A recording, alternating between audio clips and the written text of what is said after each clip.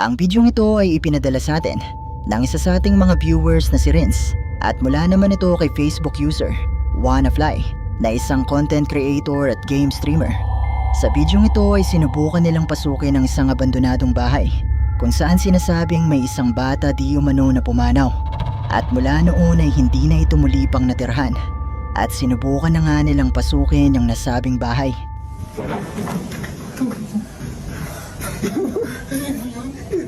Tapos dito, pagkapunta ko pala sa pinaka-gate neto, pinakaramdam talaga ako ng kaba dito. Naalala ko kasing kwento-kwento dito. Yung mga bata na nagsabi sa amin dito na meron din namatay dito. Pag ang kwento nga pala nila dito, parang yung bata ata nagkaroon ng sakit. Kaya simula nun talaga wala daw talagang upahan dito. Tingnan mo lang kung may tao dyan, ano, kasi yung may sisigit dito siguro. Uy, ano yun, ka? Wala yun. Wala yan, ka mo. Wala naman nato dito yun.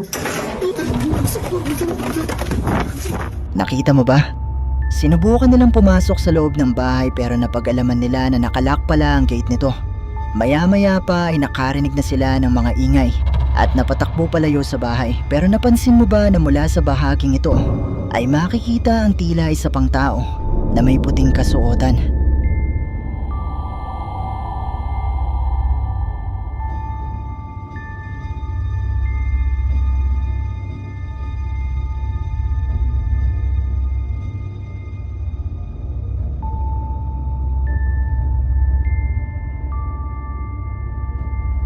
Hindi nila ito napansin ng mga oras na ito, pero makalipas ang ilang minuto ay muli silang bumalik sa nasabing bahay at naghanap ng madadaanan papasok dito.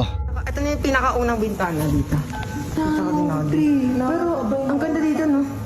Ang ganda dito, no? Imagine mo dito yung pinaka-kwartong una. Tapos, ay, may dumaan. Saan? Tingnan natin. Wala naman. Tinatakot mo na sarili mo. Nagawa nilang makapasok sa bukas na bintana ng bahay at dito nga ay napansin ng isa sa kanila ang pagdaan ng tila isang tao mula sa bintanang ito.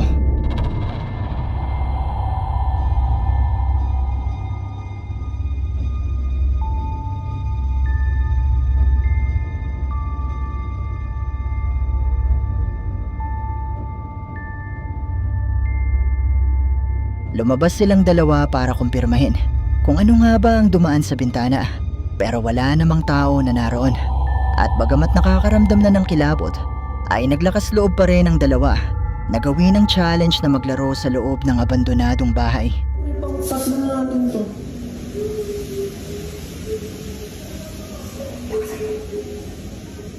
Pasok na natin to.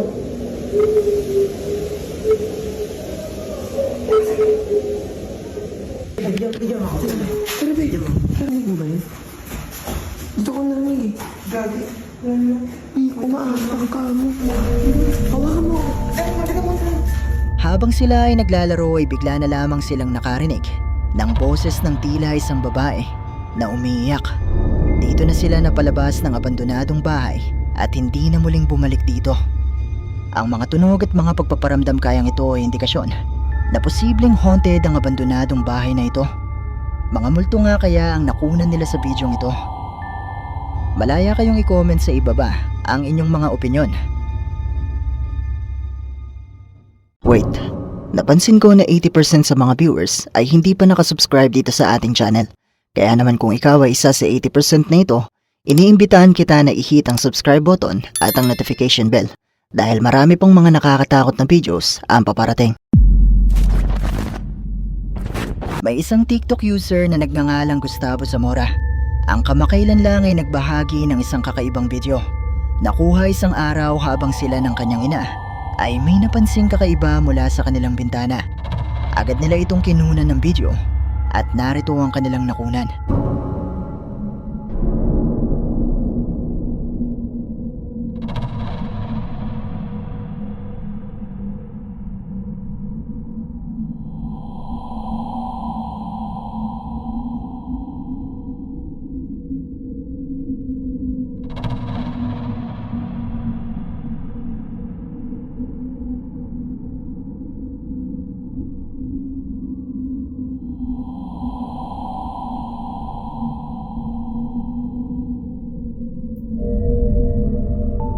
Mula sa bidyong ito ay ipinakita nila ang tila anino ng isang tao na dumadaan sa harap ng kanilang bintana.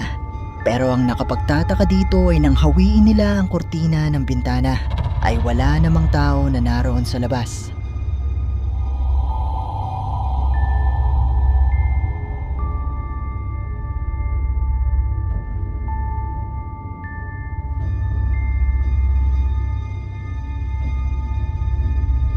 Magpasa hanggang ngayon ay hindi nila may paliwanag kung ano nga ba talaga ang nakunan nila nung araw na ito. Kung kaya naman naisip nila itong ibahagi sa TikTok para maghanap ng posibleng paliwanag sa nangyari na ito. Pero posible nga kaya na isa itong multo.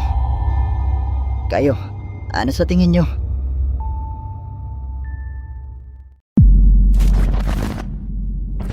Ang Portuguese ghost hunter na si Tiago Furacao ay binisita ang isang abandonadong bahay na pinaniniwalaang haunted. Ayon sa kwento ng mga kalapit na residente, ay nakakarinig di umano sila ng mga ingay at boses ng isang babae mula sa nasabing bahay.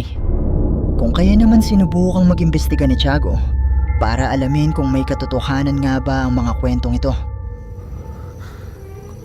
Meu Deus.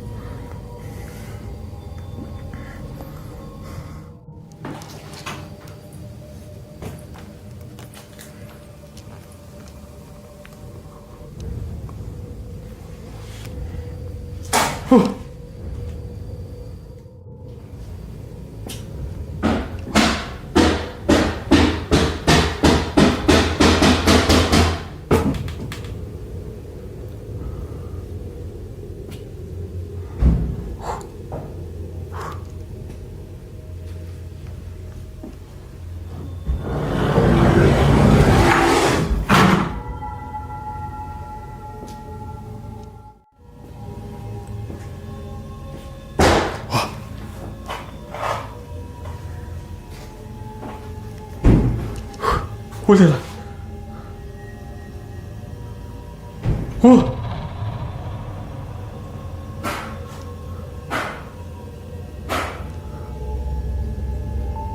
Nasa labas pa lang ng nasabing bahay si Tiago ay nagumpisa na siyang makarinig ng mga ingay mula sa loob nito, at sa kanyang pagpasok dito ay nakita niya ang kusang pagsara ng ref na ito.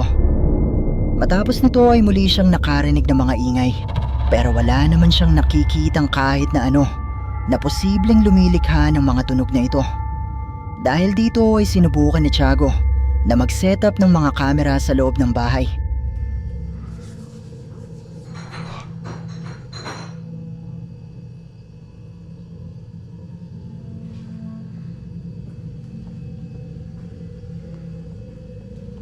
Câmera 2.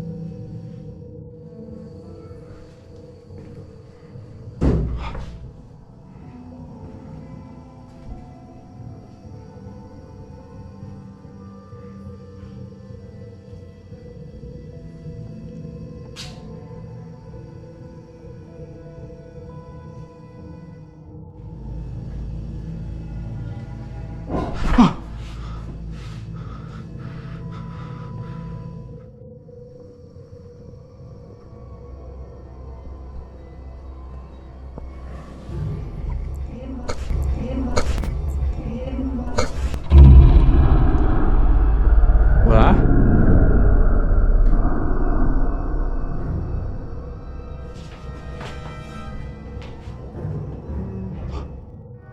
Você está aqui?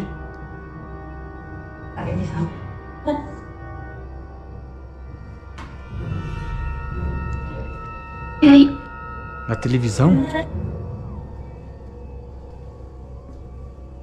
Você está na televisão? Ah! Senhor! Jesus amado, cara!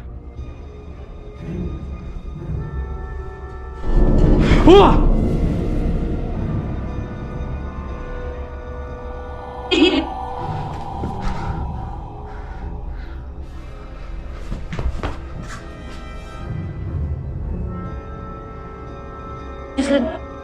Não, não vou sentar.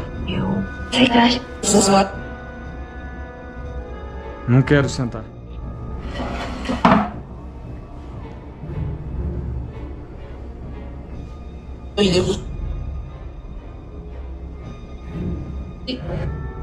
Me fale o porquê você está aqui nessa casa. Qual é o motivo de você estar aqui? A minha presença te incomoda?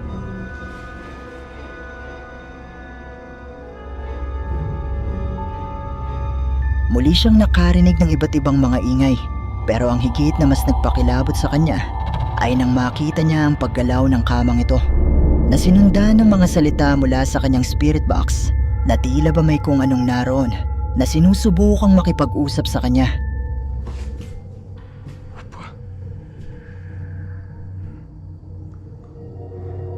Apareça para mim.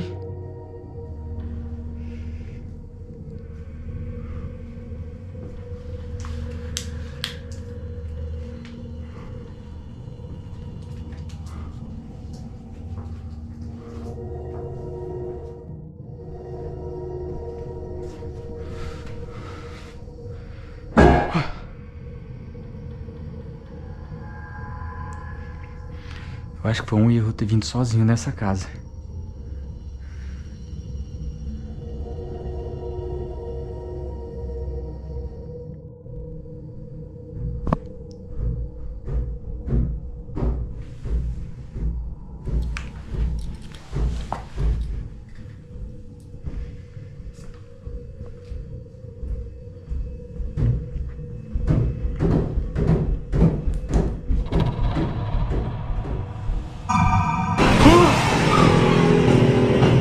Meu Deus do céu! Vem aqui, cara.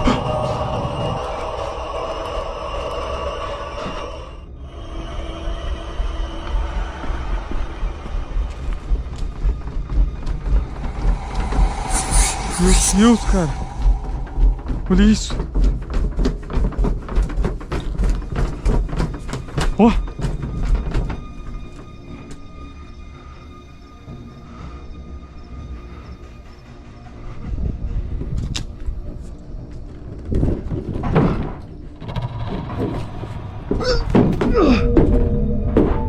Habang gamit ni Tiago ang kanyang K2 meter, ay muli siyang nakarinig ng mga ingay, at nang sinubukan niyang hanapin ang pinagmumulan nito, ay nagpakita sa kanya ang tila isang babae na may mahabang itim na buhok at puting kasuotan.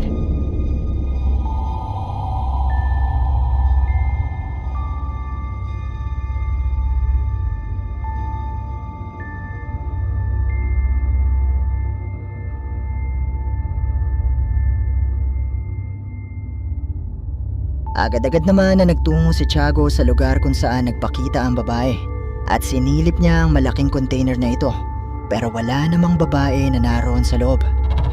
Ang mga tunog at mga pagpaparamdam kayang ito na naidokumento ni Tiago ay mga patunay na totoong haunted ang abandonadong bahay na ito. Isa nga kayang multo ang nagpakita kay Tiago mula sa bintanang ito. Kayo, ano sa palagay niyo?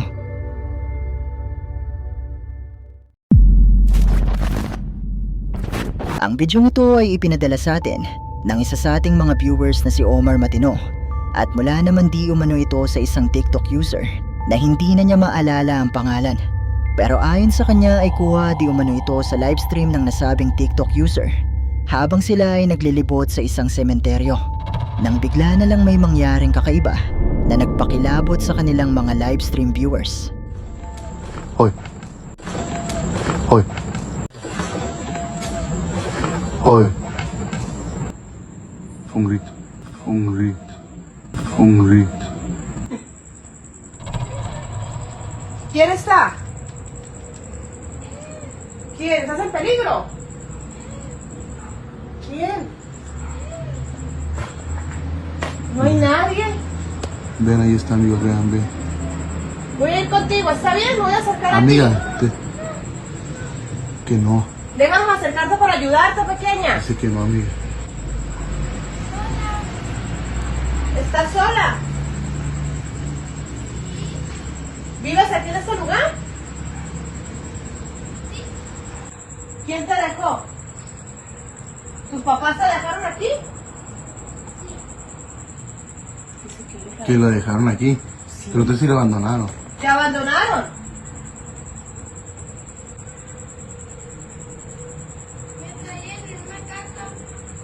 En una caja. Oye, que aquí se quedó, la trajeron en una caja y aquí se quedó. Pero, ¿Y estás buscando a tus papás? amiga, pero en una caja, ¿cómo? Pregúntale, ¿en una caja cómo? En una caja, ¿cómo en una caja pequeña?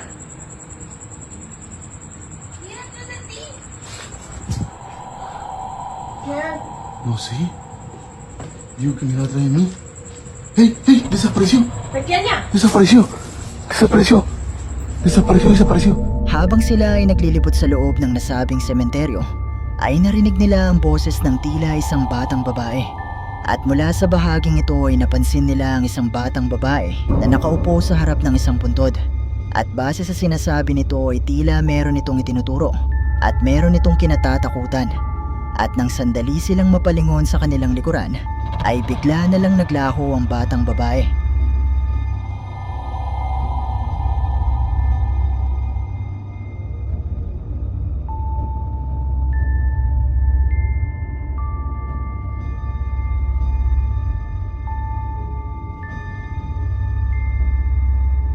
Ayon sa ating sender ay noong una ay inisip di umano ng mag-asawa na posibleng naligaw ang batang ito sa sementeryo.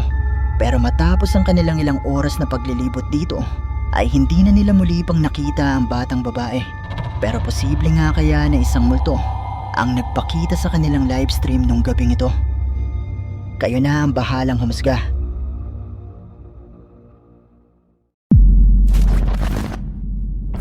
Ang bidyong ito ay mula sa isang lalaki na nagtatrabaho bilang taga-renovate ng mga luma at sira-sirang bahay. At sa bidyong ito habang sila ng kanyang kasama ay abalang nagtatrabaho sa isang bahay ay merong nangyaring kakaiba na nagawa niyang makunan sa bidyong ito. Gente, aquí estamos. Ahora vamos para este cuarto que llevo rato escuchando cantazos y eso. Uy. Hay algo que está sonando por ahí, brother. Oval, ¿qué fue eso? El... ¡Pompi! No, papá. No, chacho. Hay algo que está... Pompi. Mira, tú escuchas eso, ¿verdad? No, yo estoy asustado ya, compi.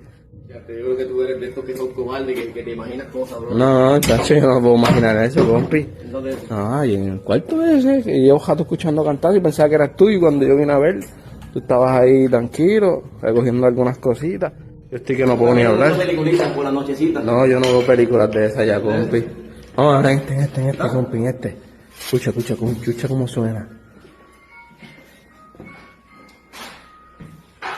¿Tú estás escuchando eso? Está en el closet. Por eso, yo creo que yo desde lejos, yo, si acaso.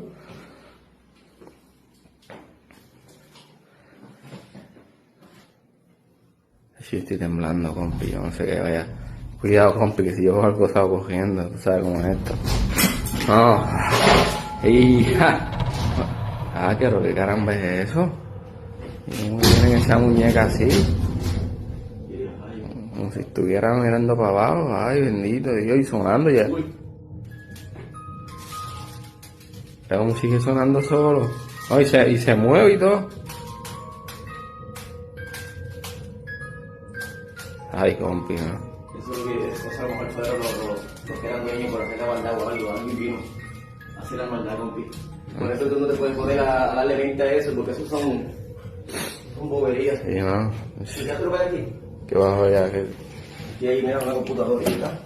Por eso no hay que sacarlo para botarlo. Compi, ¿pero qué es eso, compi? ¿Ah? Mira, compi se movió. Compi se está moviendo, compi, ¿oíste? Coño, pero no será el viento. No, si aquí no hay viento, compi. Pero un muñeco feo. Mira para allá.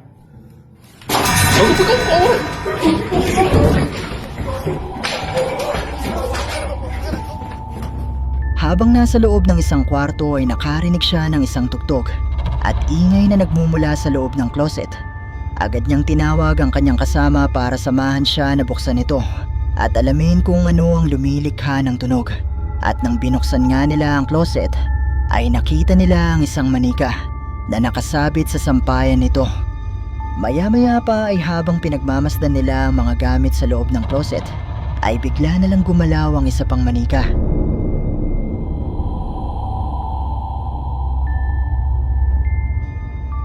Naniniwala ang dalawa na posibleng haunted ang bahay na kanilang nire-renovate at nanindigan sila na ang bidyong ito ay totoo at hindi ito gawa-gawa lang.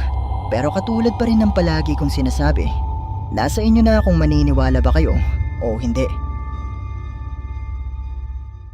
At dito na nagtatapos ang ating video. Kung nagustuhan mo ang bidyong ito, sana ay mag-iwan ka ng like at ng iyong komento. At kung hindi ka pa nakasubscribe sa channel na ito, ay mag-subscribe ka na at i-hit mo na rin ang notification bell para updated ka sa mga bago nating upload. O paano? Paalam mo na sa ngayon at kita-kits na lang sa susunod nating video. Maraming salamat. Shoutout sa ating channel members, ang Team Loyal, Zepled PH, Jumar Safe, Pumpkin Scully, Ban 77MR, Okut Sulin, Shara Maylelay Crispaday, at Jamaica Jane Layog.